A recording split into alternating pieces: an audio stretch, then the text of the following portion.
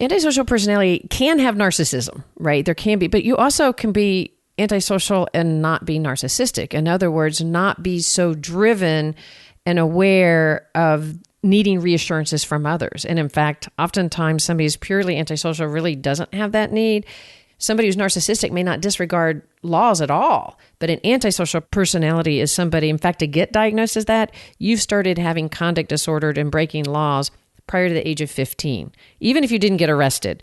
And it often involves some form of sadistic cruelty, where hurting animals, etc., but they often do it, they hurt animals because it fascinates them and it feels powerful. It isn't so much so the pleasure of being the power over, where once you start getting more into psychopathy and malignant narcissism, there's actually the pleasure of causing pain and harm. It's not just the power of it. There's a difference between having the power over to cause pain and one to have pleasure. I get to cause you pain and feel pleasure from it. So that's where we talk about malignant narcissism has the antisocial personality as part of it.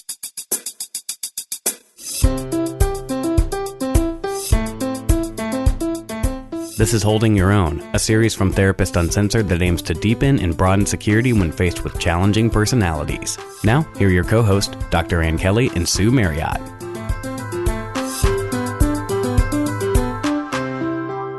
Hi, all. This is Ann. And today we're going to jump into the 5th of our 6-part series of Holding Your Own with difficult and challenging personality traits. And we've already covered a couple of different types of narcissism. In some of the previous episodes, you may know that we covered grandiosity, we covered covert or depressed or vulnerable narcissism. We've covered what people mean by when they use the term borderline and borderline traits. And we've kind of worked our way up to malignant narcissism. So, Anne, what's the difference between malignant narcissism and the other kinds of narcissism? Like, first of all, is it really one thing, narcissism, and 3 kinds, or are we really talking about 3 different things? Actually, yes, narcissism is the same thing. There's a core element of narcissism that's the same thing that you see throughout, and that is a sense of entitlement, a sense of exploitation, and a sense of self-focus that loses touch at times with the ability to see other people and other people's needs. And the different types of narcissism manifest in different ways. So as you mentioned, we talked about the covert and we talked about the more grandiose. So malignant narcissism is kind of a different beast. Yeah, it really is. And we also mentioned antisocial personality disorder. So we are going to differentiate between malignant narcissism, antisocial personality, and split those up from this other concept called psychopathy. Right. It's an important difference because one that is more grandiose or even covert narcissists, they are very stuck in themselves, and it can be super painful to be involved with that dynamic. But generally, there is still a value of others, whether it's I need to be filled up. I need to be filled up. Exactly. And there's still a sense of right and wrong. In fact, that is what could be really painful about being involved with somebody more grandiose narcissist. They have a sense of right and wrong. In fact, they can be overly religious. They could be like some of our top leaders can be grandiose or a covert narcissist. It has a sense of right and wrong and that they've been done wrong. But there is a sense of right and wrong, which gets lost in a malignant narcissist because there is a combination of antisocial traits, paranoia, and some acting out of part of wanting to create harm to others. Yeah, it's kind of hallmarked by vindictiveness, right, malice, cruelty. Those are the kinds of words that are associated with this. And it really is a different animal. So as we've been talking about how to take care of yourself, what we're hoping today is that by really spelling it out and helping you be clear about these things, that if you are involved with somebody that struggles with this or that is doing this to you, in this case, we want you to be able to identify it, not get drawn in anymore, possibly leave, or prevent you from getting in a relationship with somebody like this. Yeah, and it's not always as easy as it sounds, because when we talk about somebody being that malicious, I think one of the things that can come to... How in the world would you ever fall in love with a jerk? Right. Like, that's true. Like, if they're that overtly malicious, it feels like we would all be able to identify them. And yet, just like the elements of narcissism we already described, there's a lot of charming elements to them, engaging elements. And unfortunately, some of the more malignant narcissists, because they actually don't care as much about the experience of others, and they get caught in their own sense of needs so deeply, they can be very high achieving. You can see... very successful. Very successful. And they can be actually high leaders because they're focused on power and control rather than connection. We elect them. We push them up because their confidence and their take charge attitude, there's a sense of, man, if I could get behind you, then I'm going to be okay. Right. What can make someone more vulnerable to that is, if you have a hard time, if you're sort of a rule follower, or you have a hard time holding yourself, and you come next to somebody that has such you don't have to listen to everybody. Like, that's ridiculous. I've got you. Like, it can be enticing if you tend to walk in the world really worried about what other people think and how other people feel, and you feel controlled by that and inhibited by that, because it can be. So, for example, if you have what we call the low 4 and the high 4, which is the measure on the MMPI of antisocial traits. If you're too low, it means that you can be a doormat and you can be walked on and you can be manipulated. If you're high in that, then that's where rules don't apply to you. One of the things that's really seductive about this is, as Anne was saying, it's very easy actually to imagine getting drawn in, but especially if they set their sights on you, and they begin to really pour in the attention and really focus on you, it can feel like you're swept off your feet. But that attention, and that single attention, is a foreshadowing of what turns into control.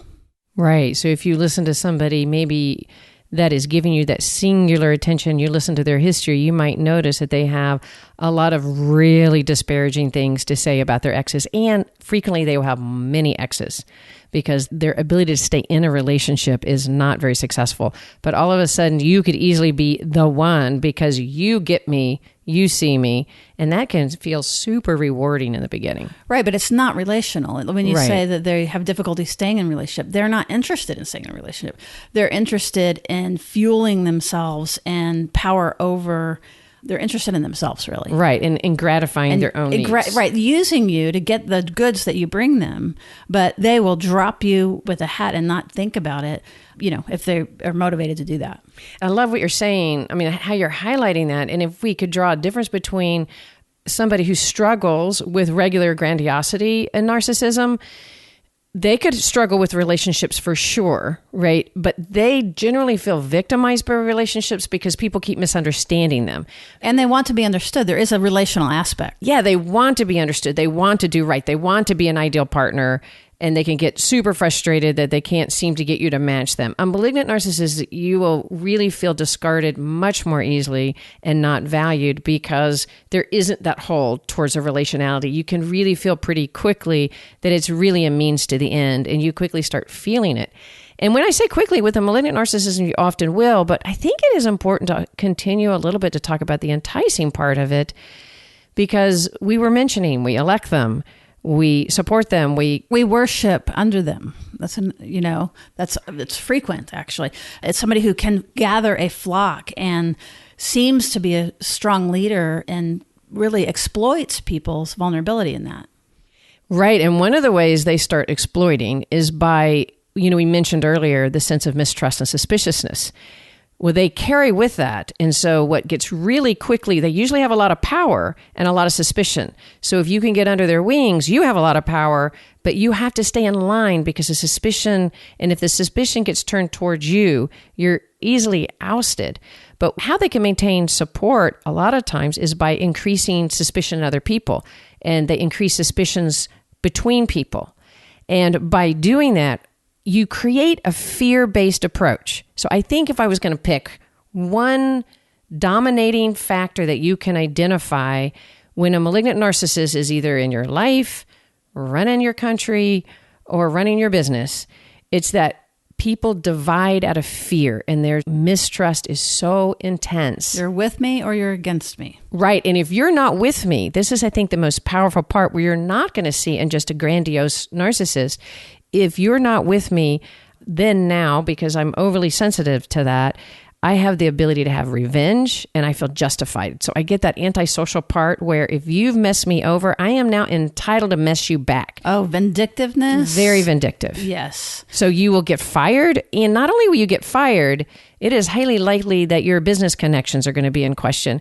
So, of course, we're talking about it on a continuum, right? There are some people who struggle with this. You have a hard time sticking with the hard line. Yeah, well, that's true. Because you have, more of a malignant narcissist has psychopathy, where you've got this really vindictive end, right? But I think, you know why it is, Sue? I think it's because I think it can appear more subtle.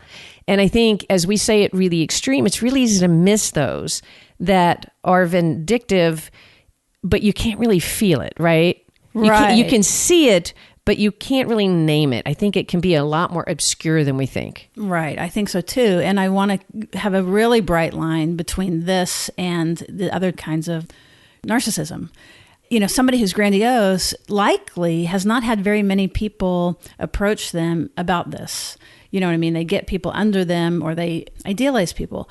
So I agree with you about that there can be more hope if you struggle with grandiosity. And we can use terms like if you struggle with grandiosity, if it creates havoc in your life and your relationships, then there's some hope of change in that, especially if they know it and want to work on it. Right. They have shame, but they also have guilt. Like a grandiose narcissist often feels in the right, like they're right, you're wrong. But when they really see that they're in the wrong, they feel guilt. They don't actually intend to hurt people. They just don't always see the hurt that they're creating because they think they kind of move on, where a malignant narcissist actually intentionally creates harm. The vindictiveness cannot be, and this is where it gets scary, and we want you guys to be able to see this coming or discover that you're in it so that you can begin to take better care of yourself. But for example, with a divorce, you see things like, it's really scary, it's very expensive. Sometimes they will do things like go after custody, not because they're that interested in the kids, but to hurt you, or really want to not divide things properly, but get you financially. That's a really great point. It's like this subtle thing is if you hurt me, I am now entitled to hurt you back. And we'll enjoy it. And we'll enjoy it. And actually what's so interesting is you might notice that they will brag about it, right? Like if somebody messed them over, you'll hear they deserved it. Serves them right. Those are subtle ways. But when you start seeing somebody that actually relies on that, and sometimes, when we're pissed, we think serves them right? Like that, I think we can all have that image, right? But in the long run, we're not really hoping for harm and hurt to people beyond the moment of aggravation and anger. We get all away from that. We do maybe in the moment, but we get away from that and we have remorse, we have reflection. No, I'm smiling because I think that's part of why it was hard for you to keep the strong line of these people cannot change, which is not exactly what we're saying, but because it's easy to fall into that for sure. Well, especially like we were mentioning earlier, to get back to those that may have found themselves involved in that, is that the mistreatment, the mistrust, when that starts falling on you, you typically get anxious and work really hard to go, no, trust me. And that may mean that you give up yourself more and more and more in trying to be able to gain favor from somebody. And there's a fear involvement that starts happening pretty quick. Yeah, your world can get smaller and smaller and smaller. Now, let's just do a real quick view from a child's eyes looking up. If you were raised by somebody with malignant narcissism, one of the hallmarks is this thing of loyalty and obedience. Huge. So again, that if you're not with me, you're against me. So kids will have a lot of trouble individuating, having relationships outside of the home. There's active attempts to stomp out anything that is not surrounding them or what they want. It's crazy making, it's scary, and if we can name it, it's not you. Let's talk about gaslighting next. It's not you, it's what happened to you. And if your reality has been questioned, there's a saying that the erasure of abuse is worse than the abuse. And that's big. So gaslighting, that takes us right into intentionally manipulating somebody's reality. Right. It maintains control. Gaslighting comes from an old, I think I labeled it as a Hitchcock movie, and it isn't a Hitchcock movie. Now I forgot the movie. It isn't Hitchcock. Somebody's going to write in and tell me what movie it is. But from a movie where the light keeps dimming and coming on, and it's I believe the husband doing it, and the wife is like, do you see this? And he's like, what are you talking about? What are you talking about? Where it's intentionally making her question reality. So the gaslighting that we actually experience in relationship often is not that obvious, but it could be, for one, somebody that is pretty narcissistic in a malignant way often will utilize affairs and things like that and not feel guilty about it, really, because there's a way that they can justify that they deserve it and they don't get what they want. But when you start to sense something's off, they question your reality. Like, you're ridiculous. You're paranoid. And because of their paranoia, they're likely to accuse you. It's a projection of you cheating or you doing these things. Gets us back to the loyalty thing. So that you're on your heels of defense, which keeps you from watching what's happening out there and what feels off. Right. So, for example, if I were to come to you and begin to question you about something, a lot of times the response can be, how dare you question me? What kind of a partner, wife, husband, whoever. After all I do for you. How dare you quit? Like, it flips around so much that then you feel like somehow you're perpetrating by wondering about something in reality. And let's begin to speak about like how to hold on to yourself. Well, that's a great turning point in that, because one of the things you might do is try to turn to your friends for support and say, collect people. That's right. He or she is saying this is crazy, And if you are to bring support back to somebody who's really, really severe in the malignant narcissism, they're going to start making you doubt your friends. They're going to say, she's out to get you. She is jealous of your relationship because you get to go do A, B, and C. Or she's just against our relationship. She's trying to poison you against our relationship. So there's this constant sense that you can't trust anybody. And that's, I think, reason I'm speaking about this. Like, right now in our country, we have a lot of mistrust of everybody. And we have to look at that. Why is it now, all of a sudden, no matter which side you're on, the other side's crazy? The division is not accidental. That division is not accidental. It's so true. And the other side now is not just having different opinions from us, right? The other side actually wants to sabotage our country. I don't care. And we're talking about the United States. I apologize to be United States central. But in the United States right now, and many countries are sharing this kind of dynamic. And that is, if you are on one side, you're actually threatening to the other side. There's not differences in differentiation. You're actually could annihilate the other side. The level of mistrust about differences is so high that is really creating an erosion, and that can happen inside you in a relationship. It's a really good example of your internal working can be feeling that much doubt about the people around you or yourself. Absolutely. Like, we see this in families. There's big, huge cutoffs, even within a couple, that weren't there before, around like, if you would vote for him, then that tells me what the kind of person you are. Or if you wouldn't vote for him, then how are we even together? You want socialism. I didn't actually know you. And just for clarification, to be super clear, this isn't a Democrat-Republican issue at all, what you and I are talking about. I interviewed Liz Plank, and she talked about it's not a gender war. It is conflict between people who want to maintain the structure of power over and maintain it and keep it and push people down so that they get power, versus people who want to dismantle that and have more of a relational world. And that's more what we're referencing. So there can be Republicans. It doesn't cut by party lines. We're talking about a personality issue, not party lines. That's well stated. And we're talking about on many sides of different aisles. There's not just two in our country. There's not just two across the world. We have lots of different perspectives. We're not cutting that one perspective is right. What we're saying is when the other perspective is so threatening to your identity that it charges us up into self-righteous rage, the desire to annihilate, to disconnect, and to bully, right? So that's where I think we feel pretty troubled right now, is that there's a lot of support of bullying type of behavior. And so bringing it back to relationships. In relationships, bullying of any sort needs to be seen and called and truncated.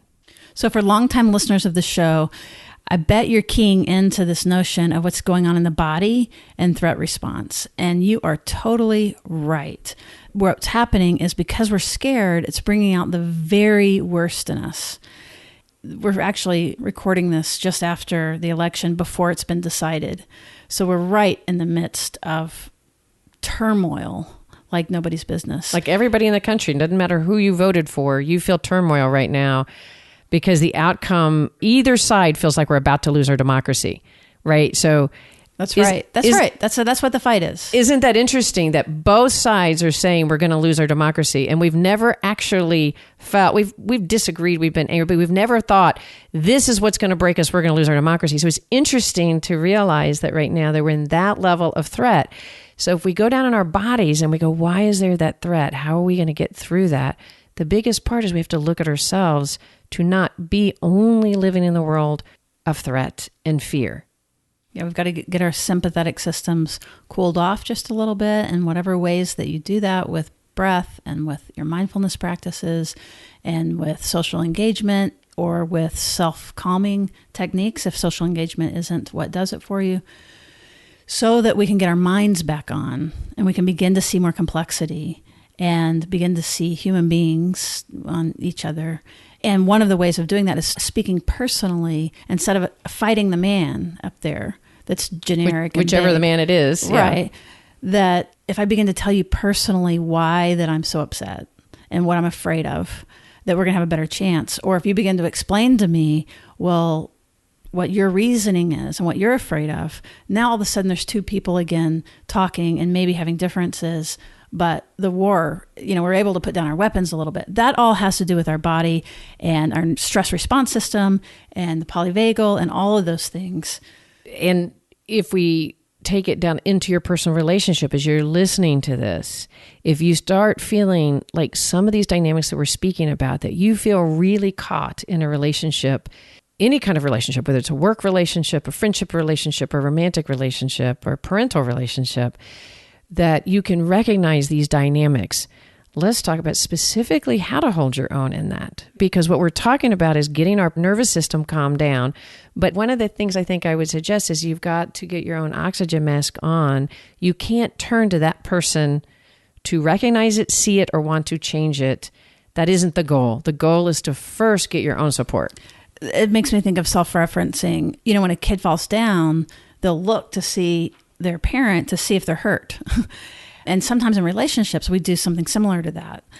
So I think what you're saying is you can't look to the person who has malignant narcissism to help evaluate how you're doing or how the relationship is. You really do need to gather folks from the outside. But before we go too far into that, and I think this could be helpful to some people, separate out antisocial and then separate out psychopathy. So let's do that real quickly. Okay, well, with antisocial personality disorder, antisocial personality can have narcissism, right? There can be, but you also can be antisocial and not be narcissistic. In other words, not be so driven and aware of needing reassurances from others. And in fact, oftentimes somebody who's purely antisocial really doesn't have that need.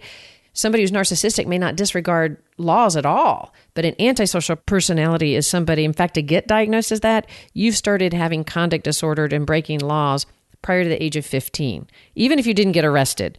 And it often involves some form of sadistic cruelty, where hurting animals, etc. But they often do it, they hurt animals because it fascinates them and it feels powerful. It isn't so much so the pleasure of being the power over, where once you start getting more into psychopathy and malignant narcissism, there's actually the pleasure of causing pain and harm. It's not just the power of it. There's a difference between having the power over to cause pain and one to have pleasure. I get to cause you pain and feel pleasure from it.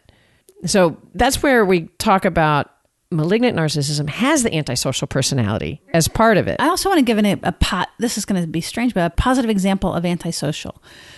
Earlier, we talked about that psychological test with the high 4.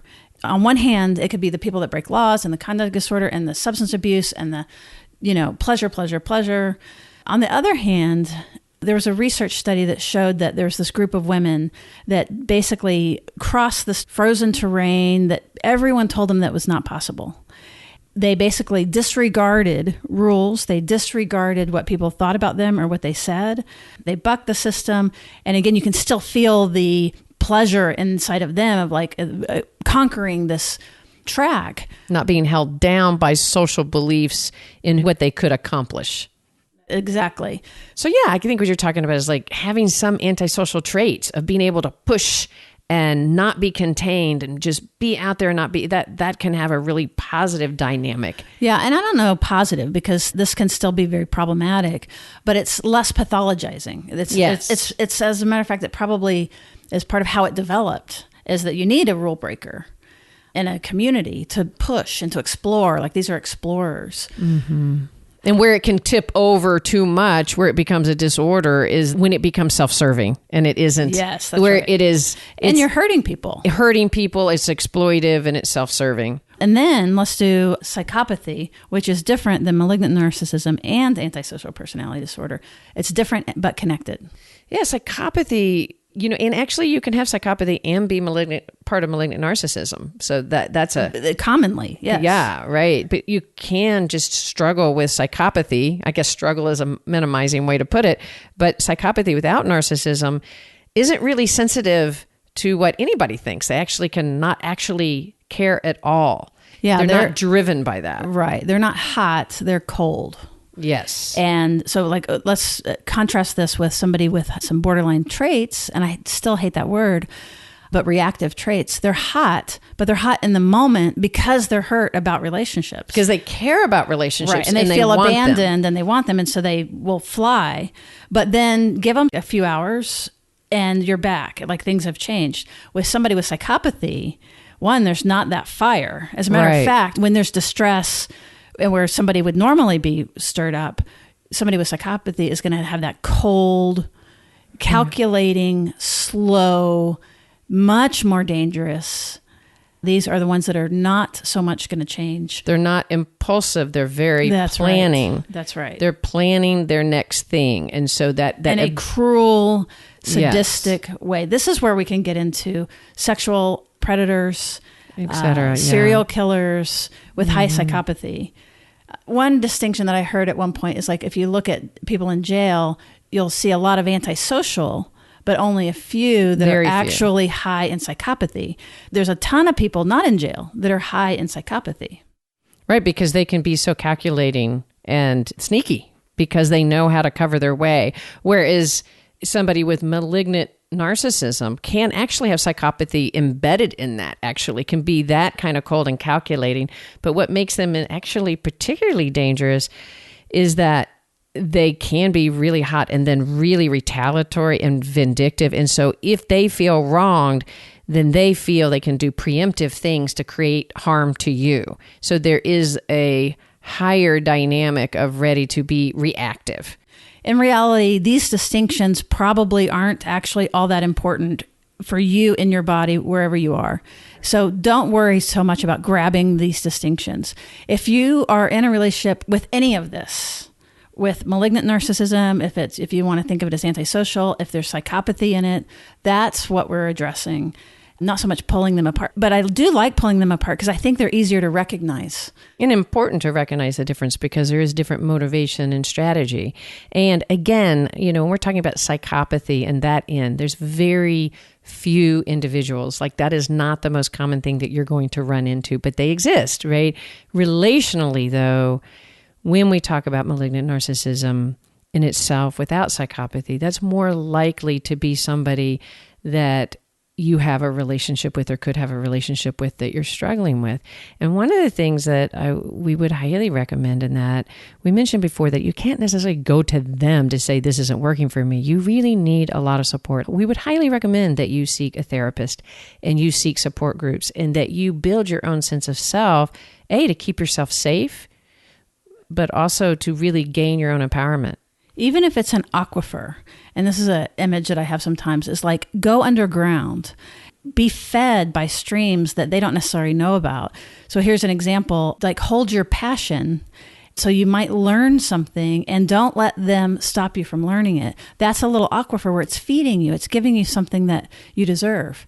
So any of these, having safe people around you, gathering them, collecting them, spending time with them so that you can do reality check, really holding on to your reality and not letting somebody erase it is very, very important. And that, again, as we just go back in the body and what happened, and you can't say it didn't happen. And you don't have to convince them of that, but we're just helping you hear yourself about that. In fact, that last point you made, I think, is extremely important. When we get caught in trying to convince somebody else of what they're doing or what you're not doing, if you're caught in the convincing in any of these that we're talking about, really one of the things to do is to slow down and go inside and go, wait, am I really needing to convince somebody constantly that I'm not cheating, that I'm not doing these negative things? Something's off. That's a sign to go in and slow it down. Don't go to them to say, because otherwise, guess what happens? You stay in the gaslighting position. What's really important is that you stay activated and feeling crazy while the other person is calm. Right. And so if you start focusing on yourself, one of the things that's going to happen is you're going to begin to feel your own discomfort or your own loneliness or your own fear, frankly. As a matter of fact, highly likely that there would be fear of leaving or even fear of facing this, fear of knowing this. So those are all signs that you're moving in the right direction, because now it's like, that's reality. Whatever's happening in your body, that's where you start from. And that's part of why it helps and why it works, about getting the focus off the other person and onto you and feeling your needs, knowing what you know, not letting anybody take that away. And it helps you keep more regulated and secure, so that then you can, like you were saying earlier, if we can calm our own bodies down, we have more capacity then to make decisions for ourselves. Because while we're activated and feeling threat, we literally lose our capacity to be relational. And so it's so important to go, wait, like I've got to calm myself down so I can engage, have these people that I know out there care for me and rely on them. So an important point here is that we are making a bright line between all the other things that we've talked about, grandiosity and everything, and malignant narcissism. On this side of the line, this is where people, we're just going to say, don't hang in for them to change. Give up your hope. I'm sorry to say that if you're being affected by this, but it's better for you to see reality, and the person sitting across from you is the person sitting across from you, and that's how they're going to be. You can't convince them that it's not okay to hurt people. If you really notice that they laugh and find pleasure in other people's pain and actually feel fine creating revenge, that is actually a really toxic sign. Right. And so that's the psychopathy. The malignant narcissism sometimes is where, okay, so we break up, but because that I was serving them, they come back and get me. And I really want it to work. So I give them, quote, second chances. Second chances. I mean, again, you might have to do that so that you know for sure. But that's the thing of where actually what you've done is you've taught them that they can cross that boundary and you'll come back. So we have to mention setting boundaries. And it starts with being able to focus on yourself and even know what those boundaries would be. I like saying, no is a complete sentence. You don't have to explain yourself. You can just say no. That's a boundary. Yeah, it's a really good point. And depending on how difficult that relationship you're in, you may feel safe doing that, you may not. So if you don't feel safe saying that out loud, say it to yourself, because you don't want to evoke some of the fearful responses. If we're talking about somebody that gets violent, you might not be able to say no to their face at that moment, but in your head you can go, no. Right. We're telling, this is the aquifer. We're giving you the fuel so that you can know that what you're feeling is valid and that you can, exert your needs and request things. One other thing I want to say about this, in case that you're in a dangerous situation, then trust yourself. When we say go inside, and if you feel fear, it could be very accurate. It's probably very accurate. So in cases like that, you really want to seek outside help. And again, remember the aquifer. There are safe houses, there are women's shelters, there's all kinds of things. You would look for your local protective agency, basically, to help you with this. Again, it's a rare situation, but there will be some people listening that are embedded right now. And even if you can't get out, you can certainly hold on to your mind from here on. Like you can really stop the erosion and stop the erosion of self, even if you choose to stay or can't get out. We also want you to be able to recognize this so you don't repeat it or you don't get into a relationship like this. Yeah, recognize those signs at an early way, that when you can see somebody doesn't care about somebody else's feelings, but also really wants to create harm. Yeah, because let me say this. If you leave, let's say you're married, you better be prepared for a fight. and gather yourself for a fight. Get legal help. That's really, really important, like to be able to defend yourself from, remember, we were talking about vindictiveness and revenge. That's a super good point, because oftentimes we can hear individuals that have been involved with somebody that, again, this can be very socialized. I know at one point we're having it feel like this is only somebody that's going to be abusive by hitting, but this can be somebody who can be abusive by attorney, can be abusive by withdrawal of children, like turning children against you. So there's a way that we can be abusive in so many different ways that you might recognize. And so getting some support on that level and being able to not say, oh, I can't take this anymore, so I'm just going to give everything up. Like, right, get somebody in your corner. But we're talking a lot about relationships, and that's super relevant. I want to touch, if you're okay with that, though, how we also... Of course I'm okay with that, Ann Kelly. As a culture, right? Like, if you were recognizing these things in a boss or a leader or et cetera, what do we do about that? Because you can't always leave your job. You can't always leave, where you're living, your country. So part of it, I think it is super on all of us to be able to first recognize our own signs of living in the activated state, so that we're not just playing out, because we actually could become unintentionally pawns of this. Right. Or contributing to it. Well, that's kind of what I mean about pawns, actually, is that our bodies get threatened and they get activated. And so now we're actually reacting in a reactive state. And so that makes us a pawn to it. And yet we are going to then exacerbate the effect of somebody over us that is leading us through these kind of tactics. So if you recognize these tactics, part of your job is to recognize them in yourself and to not continue to activate in the same way. And the workplace example, I think, is really important, because like the pawn thing is that a lot of times people and the leader will gather, remember, if you're not for me, you're against me.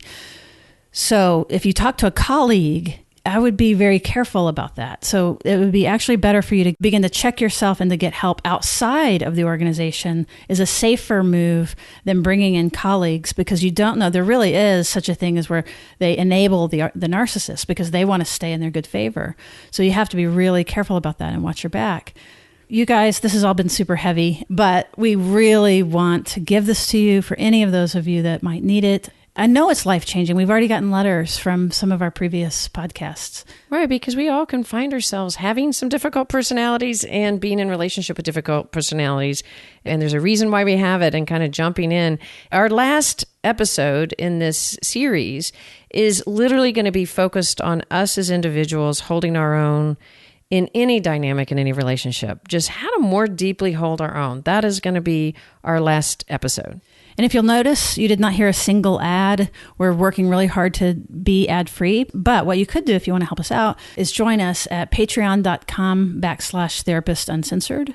And you can join our NeuroNerd community. And it's fun that you'll get to be able to discuss some of this stuff with your colleagues and a little swag sometimes.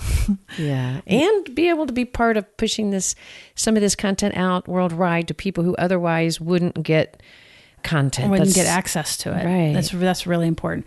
So Patreons, and then also if you find this valuable, please share and give us a rating and review. That's another really great way to support the podcast without even a penny. Okay, well, thank you, Ann, for this conversation. And I do look forward to the next one where we're going to wrap these things up and really be emphasizing self-care and how to do that. All right. Thanks for joining us, and we'll see you around the bend.